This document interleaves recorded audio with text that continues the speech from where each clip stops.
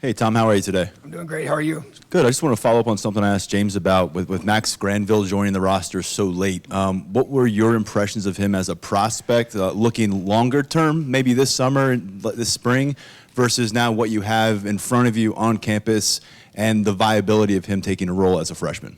Yeah, I tell you, it was one of those things where when you begin the process, this wasn't what we were thinking would happen. He was thinking about being a mid-year enrollee once he concluded his senior season.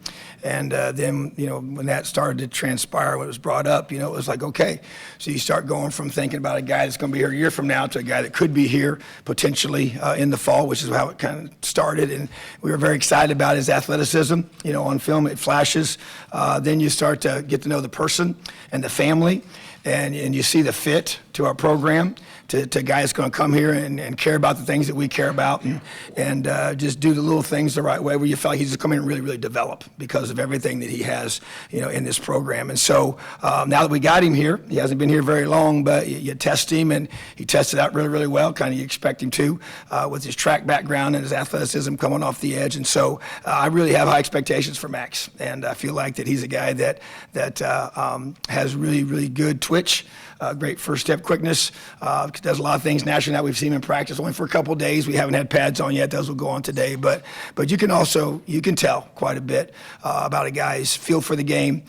Even though he's a guy that will get bigger and stronger, he still has a good understanding fundamentally with his handwork and his footwork and placement of his hands, in the run game, going against tight ends. And so I think rushing the passer is kind of what he does best and what he does naturally. But obviously he'll become a complete player. But I tell you what, I'm super excited about him. Thrilled to have him here. When we realized he was going to be here, which was definitely a surprise, was really kind of a bonus for us, 2024. In the front, Rich. Hi, Tom. With James last week saying that Abdul's going to play both end-to-end linebacker, how do you juggle his practice time? How has he looked in these two practices at end? And what factors will you weigh in determining where he will play?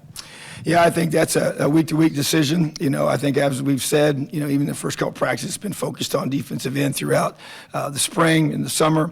He obviously knows how to play, a linebacker in our system at a pretty high level. And so I think that it'll be a game plan decision that we feel like we can maximize, his skill set in those situations. And obviously just, as he moves forward with our roster, the depth in his position and where we feel that all stacks up. So obviously he's a difference maker type guy. So you want him to be able to have multiple skill sets that he can impact the game at different positions. And obviously when we get into our third downs, there'll be things he'll do already that will have things he's done in the past at the linebacker position as well. So I feel like that's nothing but an asset to us, and we'll continue to balance that all out and allow him to be able to be, totally prepared for game day, whatever that role might be. In the front here, Seth. Hey, Tom. James talked a little bit about how this season could potentially go, 17 games. With your kind of high-energy style of coaching, how do you think that fits into what could, end up being maybe a very long season? Well, I just think that there's a consistency that you must have. You can't grow weary of doing the little things the right way every day, over and over and over again. And I think, I like to say it, embracing the boredom of consistency, whatever that might look like and whatever that's fundamental work, how you bring your energy every day. And to me, it doesn't really matter how many games we play. I'm going to bring that same energy and intensity every single week. But I do think in terms of how we practice and how we prepare our team, you have to understand the big picture of it all and understand where you're at as a coach and how you bring that. So I'm not necessarily expecting guys to be on an emotional high every day of practice. In terms of that, you got to learn how to just be consistently good every single day when your body feels a certain way and then when your body doesn't feel a certain way. And so it's more about your mindset and how you are thinking and not how you're feeling. And so to me, that's really the approach I take. And so we got to be consistent. And to me, no matter who we play, no matter what week of the season it is, there has to be a standard of expectation that this is how Penn State plays defense, period. No matter the game, no matter the week of the season, no matter the circumstances. On the right, Daniel. Hey, Tom, how are you? Good, how are you doing? Doing well. James said that there are 6 or 7 cornerbacks that he would feel comfortable playing right now. For you, how have you seen that room come along? And then personally, what's your personal philosophy on rotating players, using multiple cornerbacks at one spot throughout a game? Yeah, so first of all, it was a position when I was, first hired that we were concerned about. Just losing 3 guys from that position, to the NFL, which is an obvious, hole to fill. Knew we had some talented young players and just didn't know how they were going to develop. And so that became a major focus. Obviously brought in two transfers mid-year that were have turned out to be tremendous, assets to our program in so many different ways. And so that room has turned into a question mark into, possibly one of our strengths of our whole defense. And so I love having that depth there. You think about the way the game is played now and the way we want to be able to play guys that can cover and do multiple things, not just in man, but also in a lot of different zone principles that we want to be able to implement as well. So depth of that position is critical, and I'm a big believer in playing lots of guys. I've been that way my whole career. Want to have a good rotation so you're able to be at your very, very best at the end of the game, and then now also be at the end of a season, which could be a very long season. That's the expectation that it's going to be a long season. So, but I think the more guys you can play, the more depth you're going to create, and then it's whether third down package, second pass packages that we have, guys that can cover, guys that can tackle. That's one thing I think Coach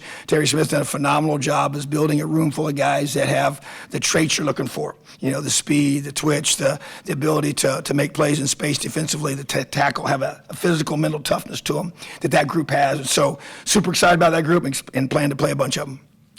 In the middle, Max. Hey, Tom, how you doing? Right here. Hey, Max, how you doing? I'm good.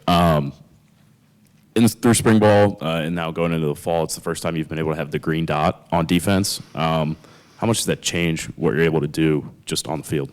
Yeah, it's different, and so I carry the radio around, and give the call to the Mike linebacker, and that's who right now is wearing the green dot. We could have different guys wearing it in different situations, but at the same time, it's an adjustment, but I think it's another step in the direction of allowing us to maximize technology. I think the bigger game day adjustment is probably going to be the iPads on the sideline, but I think the green dot, and how we utilize it, it's going to be a lot. It's going to be dependent upon the offensive style and tempo and what they choose to do with the green dot. Do they huddle? Do they not? Do they use to do different mechanisms to maximize things? And so definitely, so what we're in the process of doing right now is to be able to have multiple ways of getting our calls into the defense, but the green dot is a constant with our guys. And so even when you play and practice on different fields and different guys we're trying to get reps with, you're trying to go through and maximize that process. So it's kind of a fascinating thing for me. I've not called a defense with the helmet communication, being a college coach my whole career in high school. So it's new for me as well. I did a lot of conversations with